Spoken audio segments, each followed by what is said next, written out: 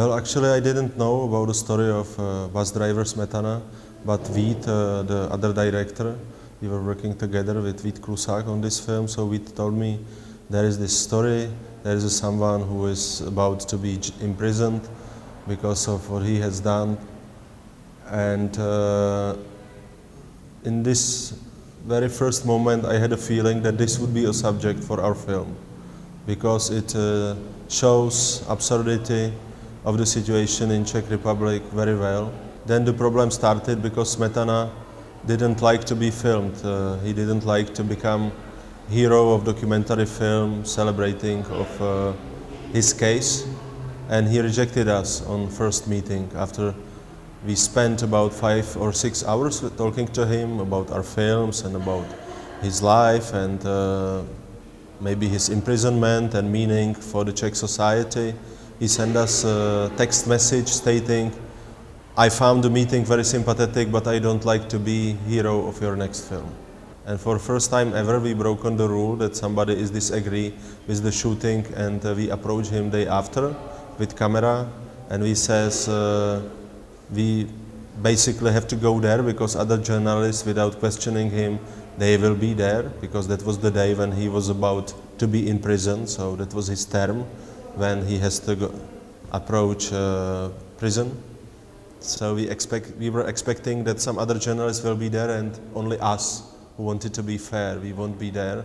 We were really scared about his reactions, that he will reject us for a second time and maybe that will be end of the filming. And he didn't reject us, and that's how we start to work on this film.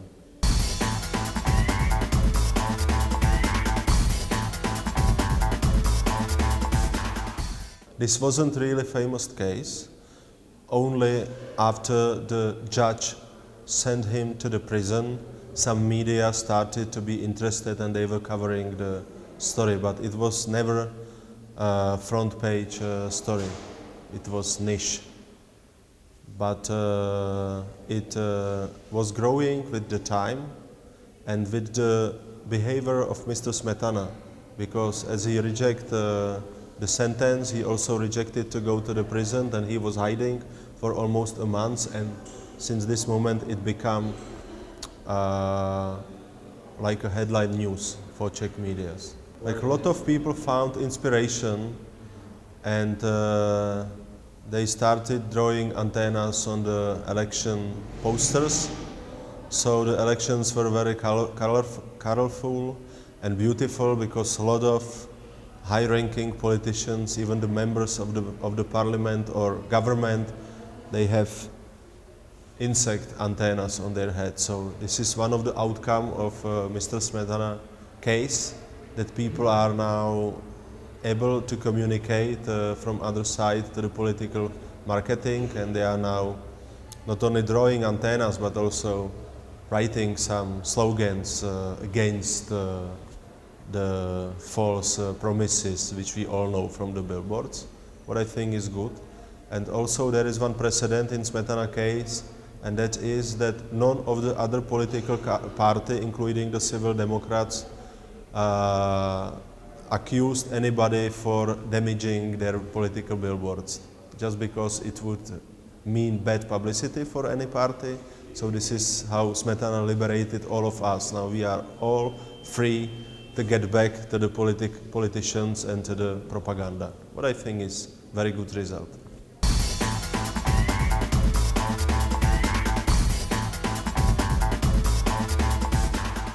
Or also, if I would add a relationship between the public property and the freedom of expression, because in Poland they has a similar case, and judge evaluated it differently than the judge in the Czech Republic. So in Poland they put above the private property, they put above that freedom of speech or expression, what I think is correct, because what is wrong on to add something to the political billboard, what is temporary thing and it will be replaced within 2 weeks or 3 weeks, and some simple slogan on it means to me freedom of expression and not damaging of private property.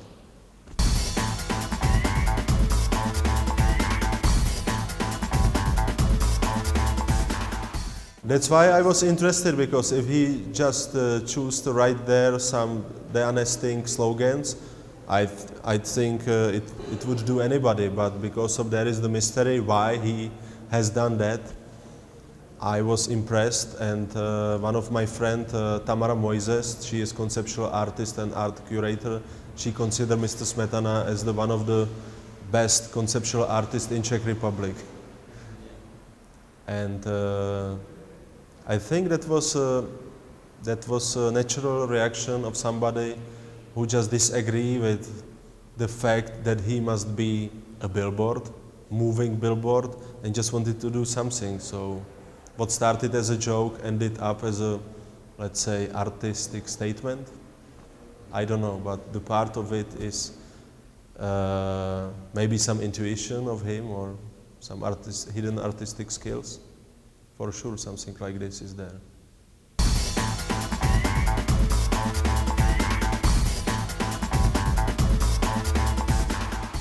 I think that the society is still very much passive, and that's why I very much admire Smetana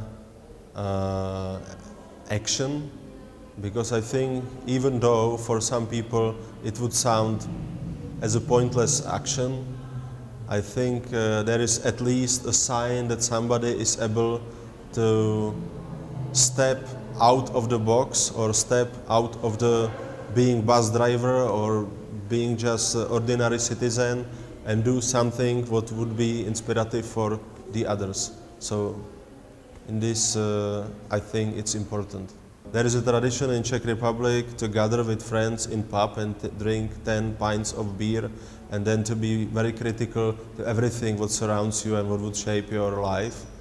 And that's why Smetana is again inspirative for me, because instead of saying in a pub and talking about nothing with a lot of people, he just did something what maybe has no direct meaning, because it won't change the political situation in my country, but what would say, listen, I'm here, I'm not passive, I am not only bus driver, I feel responsibility as a citizen of this country, and I don't think that automatic life is something relevant for me. I would like to live non-automatic way of life, and that's why I'm showing you I do disagree with being a motion billboard. And I think that this is the essence, because as I said at the beginning, we are all not happy about what is going on in our countries, but mostly we won't do anything.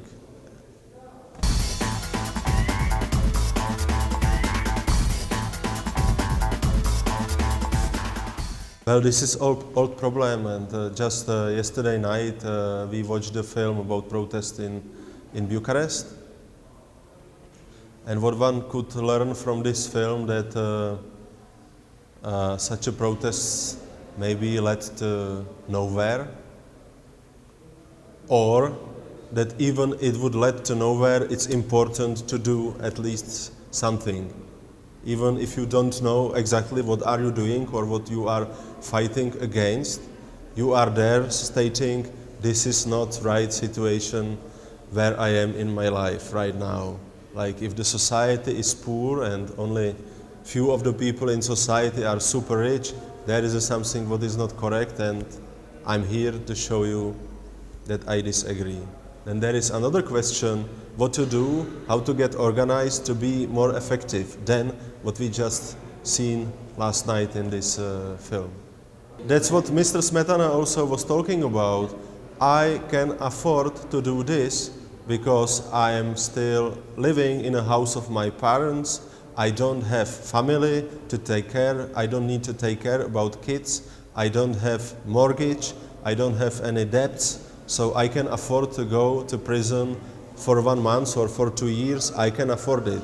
Whereas a lot of people can't afford it because we are all busy and we must cope to survive alive in this free market economical system, and it is not easy, and we are super busy, and we don't have much time to sit and to think what's wrong. I think that's your question is correct, but I don't know where to find inspiration. When I've read that in some countries, in Polynesia, one could survive only working 2 hours every day and rest is alive.